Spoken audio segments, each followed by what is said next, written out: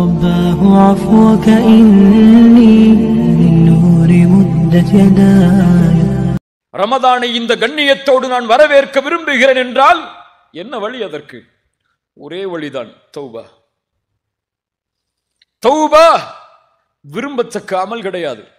நீங்கள் விரும்பினால் செய்யுங்கள், விரும்பவில்லை என்றால் விட்டுவிடுங்கள் என்று சொல்வதற்கு. தௌபா வாஜிப், அது கடமையான ஒரு அமல். யா அய்யுஹல்லதீன ஆமனு, ஈமான் கொண்டவர்களே என்று அழைத்தால் அல்லாஹ் யாரை அழைக்கிறான்? யாரை அழைக்கிறான்? சஹாபாக்களை அழைக்கிறானா? யாரை அழைக்கிறான்? சஹாபாக்கள் முதற்கொண்டு இந்த உலகம் அழியும் வரை யாரெல்லாம் அல்லாஹுவை ரப்பாக, ரசூலை ரசூலாக ஈமான் கொண்டார்களோ அவர்கள் எல்லோரையும் அல்லாஹ் அழைத்து சொல்கிறான், யா அய்யுஹல்லதீன ஆமனு தூபு இலல்லாஹி தௌபத்தன் நசூஹா. அல்லாஹ்விடத்திலே நீங்கள் தௌபாவின் மூலமாக திரும்பி வாருங்கள். எப்படிப்பட்ட தௌபா? தௌபத்தன் நசூஹா, சுத்தமான தௌபா, அது தூய்மையான கலப்படம் இல்லாத தௌபா. அது திரும்பி அந்த பாதையில் செல்லவே மாட்டேன் என்ற உறுதியோடு செய்யப்படக்கூடிய தௌபா அது. இந்த தௌபாவை கொண்டு இடத்திலே வாருங்கள். யா அல்லாஹ் இந்த பாவத்தை மன்னிச்சிரு, இனிமே செய்ய மாட்டேன்னு சொல்லி அடுத்த நாள் அந்த பாவத்தை செய்யக்கூடிய தௌபா அல்ல. அந்த பாதையின் பக்கம் இனிமேல் என்னுடைய பாதம் நடக்காது என்று உறுதியோடு செய்யப்படக்கூடிய தௌபாவை கொண்டு என்னிடத்திலே நீங்கள் திரும்பி வாருங்கள். கண்ணியத்துக்குரியவர்களே, இந்த தௌபாவை நாம் செய்தாக வேண்டும். இதை செய்யாமல் நம்முடைய வாழ்க்கை நகர்ந்தால், அல்லாஹ்விடத்திலே நம்முடைய தௌபா அங்கீகரிக்கப்படவில்லை என்றால் நஷ்டவாளிகள் எம்மை தவிர யாரும் இருக்க முடியாது. என்ன பாவம் செய்தாலும் அல்லாஹ் மன்னிப்பான். உள்ளத்திலே பதிய வைக்க வேண்டிய முதல் விஷயம், நல்ல பதிய வச்சுக் கொள்ளுங்க. என்ன குற்றம் செய்தாலும் அல்லாஹ் மன்னிப்பான். என்ன ஆதாரம்? قل يا عبادي الذين اسرفوا على انفسهم يا عبادي الذين اسرفوا على انفسهم, தங்களுடைய நஃப்ஸுக்கு அநீதம் செய்து வரம்பு மீறிய என் அடியார்களே, பாவிகளை அல்லாஹ் அழைக்கிறான். நஃப்ஸுக்கு மாற்றமாக நடந்தவர்களை அல்லாஹ் அழைக்கிறான். லா தக்னது மிர் ரஹ்மத்தில்லாஹ், லா தக்னது மிர் ரஹ்மத்தில்லாஹ், அல்லாஹ்வுடைய ரஹ்மத்தில் ஒருபோதும் நம்பிக்கை இழந்து விடாதீர்கள். லா தக்னது மிர் ரஹ்மத்தில்லாஹ். நான் கொடிய குற்றத்தை செய்வேன், அல்லாஹ் என்னை மன்னிப்பானா? லா தக்னது மிர் ரஹ்மத்தில்லாஹ். நான் தொழுகைகளை தவற விட்டிருக்கிறேன், அல்லாஹ் என்னை மன்னிப்பானா?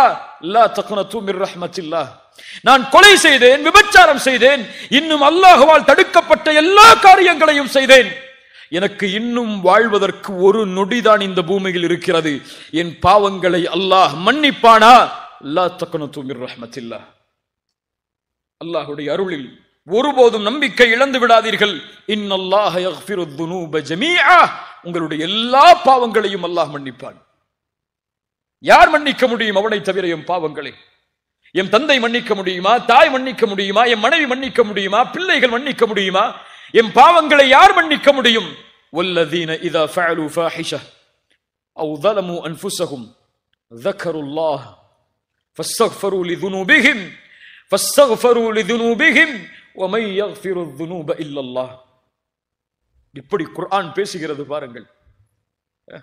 யார் அசிங்கமான செயல்களை செய்து, மானக்கேடான காரியங்களை செய்து, தங்களுக்கு தாங்களே அநீதம் இழைத்து அல்லாஹ்விடத்திலே பாவ மன்னிப்பை தேடினார்களோ, அல்லாஹ்வை நினைவு கூர்ந்து وَمَن يَغْفِرُ الذُّنُوبَ إِلَّا اللَّهُ, என்னிடத்திலே ஏந்தப்பட்ட அந்த பாவத்தை என்னை தவிர யார் மன்னிப்பார்கள்?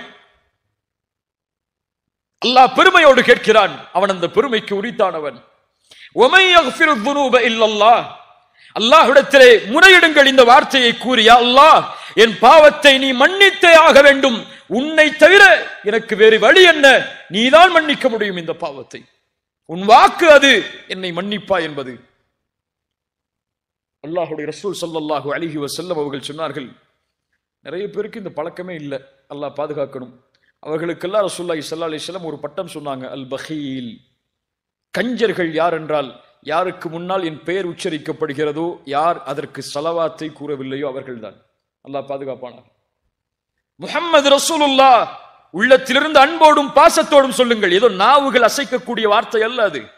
உள்ளத்திலிருந்து அன்போடு எழ வேண்டிய வார்த்தை அது. ஸல்லல்லாஹு அலைஹி வஸல்லம் அவர்கள் சொன்னார்கள், அல்லாஹ் ரப்புல் ஆலமீன் இன்னல்லாஹ அஸ்ஸ வஜல் யப்சுத்து யதஹு பில்லைல் லியதூப முஸ்ஸிஉன் நஹார். அல்லாஹ் ரப்புல் ஆலமீன் இரவில் அவனுடைய கரத்தை விரித்து வைக்கிறான், பகலில் அடியார்கள் செய்த பாவங்களை மன்னிப்பதற்காக. அல்லாஹ் பகலில் தன்னுடைய கரத்தை விரித்து வைக்கிறான், இரவில் அடியார்கள் செய்த பாவங்களை மன்னிப்பதற்காக. எதுவரை? ஹத்தா தத்லு அஷ்ஷம்சு மின் மக்ரிபிஹா, மேற்கிலிருந்து சூரியன் உதயமாகும் வரை. என்ன அர்த்தம் அப்படின்னா? என்ன அர்த்தம் அப்படின்னா? கியாமத்து வரும் வரை ஒரு நொடி கூட அல்லாஹ்விடத்திலே இல்லை, இந்த நொடியில் அல்லாஹ் இவரை மன்னிக்க மாட்டான் என்று. காலை எழுந்தது முதல் இரவு வரும் வரை, சூரியன் மேற்கிலிருந்து உதயமாகும் வரை அல்லாஹுடைய வாசல் திறந்தே இருக்கிறது. அதில் செல்வது எம்முடைய கடமை. அதை அல்லாஹ் ஒருபோதும் அடைக்க மாட்டான். அல்லாஹ் அதை ஒருபோதும் நிராகரிக்க மாட்டான். நீ இவ்வளவு பாவம் செய்திருக்கிறாய், என்னை நோக்கி வராதே என்று அல்லாஹ் யாரையும் விரட்டி இருக்க மாட்டான். ஃபிரௌன் அன ரப்புக்குமுல் அலா என்று சொன்னவன், அவனுக்கு கலிமா மறுக்கப்பட்டது, அவனுடைய வாய் அடைக்கப்பட்டது. ஏன் தெரியுமா? ஒருவேளை அவன் கலிமா சொல்லி இருந்தால், அறிஞர்கள் சொல்லுகிறார்கள், இந்த கலிமா அவனுடைய பாவத்தை அழித்திருக்கும். அல்லாஹு அக்பர். கருணையாளன் அவன், அவனுடைய கருணையை யாரும் எண்ண முடியாது.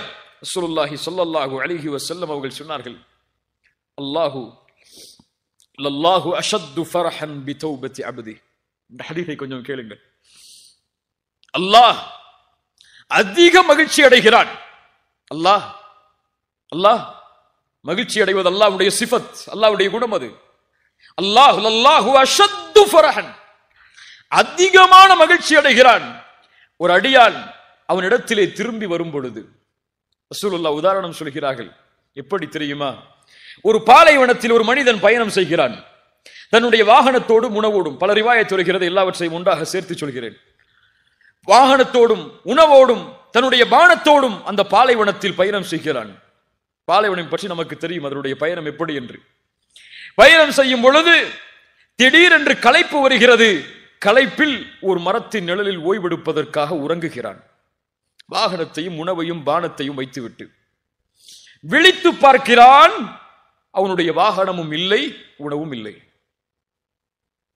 என்னாகும்? பாலைவனத்தில் எதுவுமே இல்லைன்னா அவன் நப்சு சொல்லுகிறது, உனக்கு பசி வந்து விட்டது, தாகம் வந்து விட்டது, மரணம் தான் உனக்கு, இனிமேல் வாழ்வதற்கு அவகாசமே உனக்கு இல்லை, மரணத்தை எதிர்பார்த்து இங்கே உட்காரு. அவ்வளவுதான் அவன் நப்சு சொல்லுது.